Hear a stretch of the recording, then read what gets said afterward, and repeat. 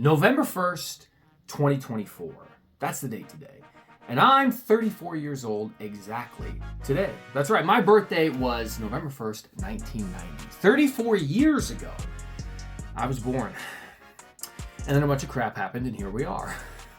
Now, the reason I'm making this video today is because I want to inspire you. I want to remind you. I want to be honest with you about what it's like for a day in the life of a real estate investor. Now, a lot of real estate investors, a lot of these gurus online would have you thinking that it's all life of luxury, fancy supercars, bunch of Instagram models, and money raining down from the heavens. And sure, lots of women throw themselves at me, but that's not because I'm a real estate investor. It's because, well, I'm one of God's favorites. But that's not actually what it's like to be a real estate investor. I wanted to share with you guys what my birthday was like today, and it's going to be like in a couple of hours when I go back to work. So I started off by Halloween night working.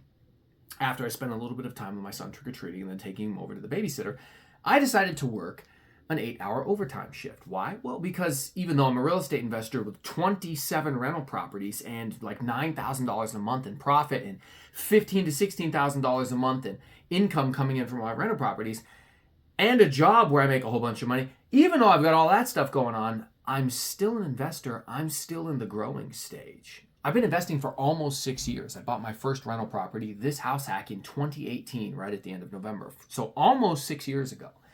And yet on my birthday, the night leading into it, I worked an 8-hour overtime shift. I then went home, went to sleep for a couple of hours, got back up because I had to go do my yearly SWAT physical, where they go down and they do the hearing test, and you sit there and you click the button when you hear the beep.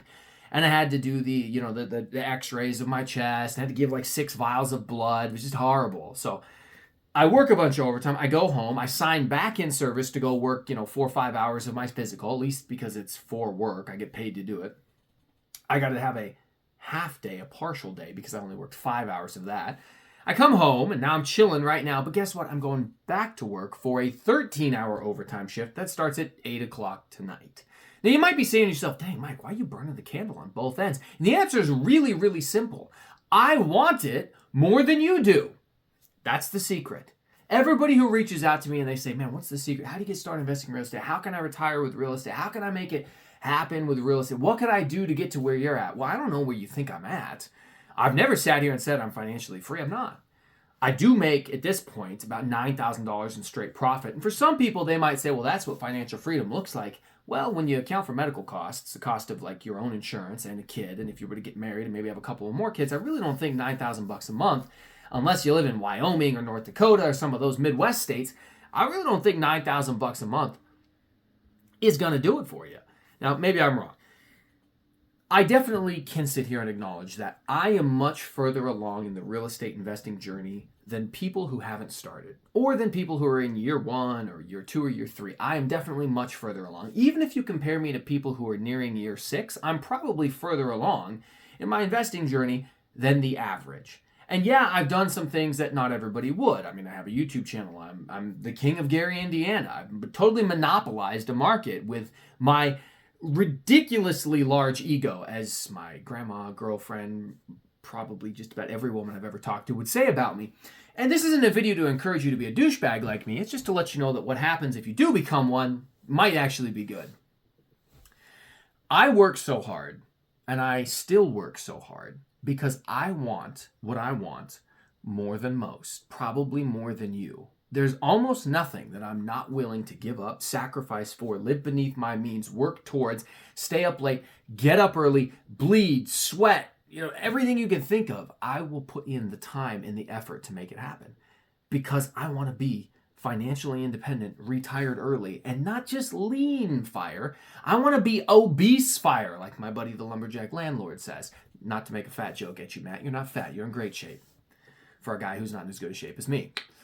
But I want to have a very nice life of luxury. I've spent 34 years now living beneath my means, and for a great many of those years being very poor, living on food stamps as a child, living on Section 8 as a child, living on the free lunch program as a child. I mean, literally, we were so broke and poor, I knew we would qualify for any government-assisted anything because we had nothing. The oldest of 6 kids from 3 different dads, if you can call them that. My mom was a stripper and a prostitute. we just kind of had a crappy life. And I don't want that for my kids. And I don't want that for myself for the rest of my life. So I'm willing to suffer now, even on my birthday, which I've always hated my birthday. First of all, is it just me, or like if you're a man and you celebrate your birthday and you're over the age of 10, is it me? Am I the only one who thinks that's kind of cringy? Like celebrating birthdays just seems like a very female thing. You know, like you're a 24-year-old dude, you're celebrating your birthday. What's wrong with you? Whatever. Maybe I'm too judgmental. Birthday party. Ugh. Anyway, I've hated my birthday. I've hated my birthday every single year. I've never liked my birthday. I've refused to celebrate it ever since I was a kid. In fact, I've made it a life mission to always work my birthday because I think it's good to freaking crush it. And every year I get older, it's just a painful reminder that time is passing by much faster than the rate at which I can manage to accomplish my goals. And then I have to sit there and acknowledge I'm another year older. And I haven't accomplished everything I know I'm capable of. Now, I never give up. I never lose. I'm one of God's favorites. I refuse to take an L. But unfortunately, Father Time, he's a very tough opponent. He doesn't go down easy without a fight. I know I'm capable of more than what I'm doing now. And I'm working as hard as I can to make those dreams a reality. My encouragement to you would be to take a look at your life honestly. And if you want to achieve more, if you want to accomplish more, if you're not where you think you should be, what have you not sacrificed yet? Now, this isn't to say that you need to live a miserable life, that you shouldn't ever enjoy anything. And maybe some of you out there really are grinding and hustling as hard as you possibly can. And for those of you, my hat's off to you. I admire you. Thank you. But for the ones out there who message me and say, man, I want to get started investing in real estate, and I try to tell you what it's going to take. I try to tell you how much you're going to have to sacrifice. I try to implant into your brain how long it's going to be, how many years down the road you're still going to be working.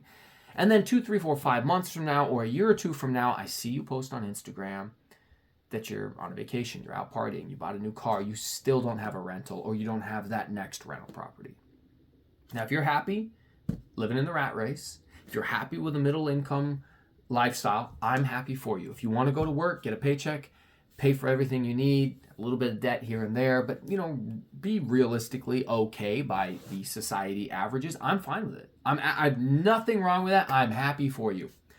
But if you're going to come to me and say that you want more, you want to be better, you want to be exceptional, you want to be in the top 1%, you want to also be one of God's favorites, then I need you to acknowledge that type of dream comes with unbelievable, monumental levels of work and dedication and discipline. And you have to recommit yourself to accomplishing that dream every single day until you make it or you die.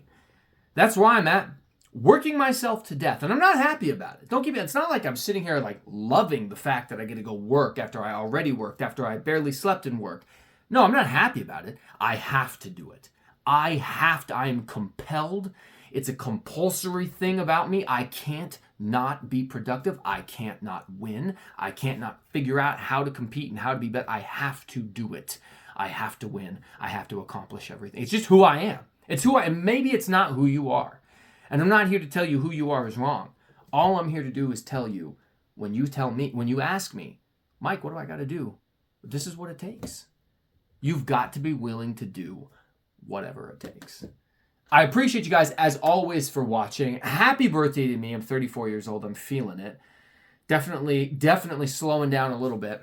Who am I kidding? I'm never going to give up. I won't stop fighting old age. I'm not going out without a fight. I want you guys to be everything I know you're capable of.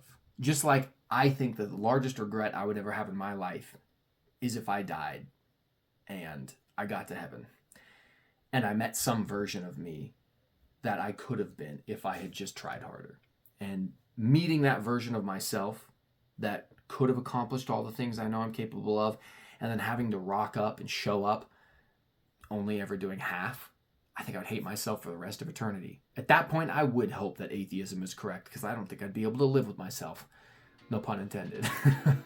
Appreciate you guys, as always, for watching. And remember, the key to everything in life is just to work a little bit harder. So until then, we'll see you next time.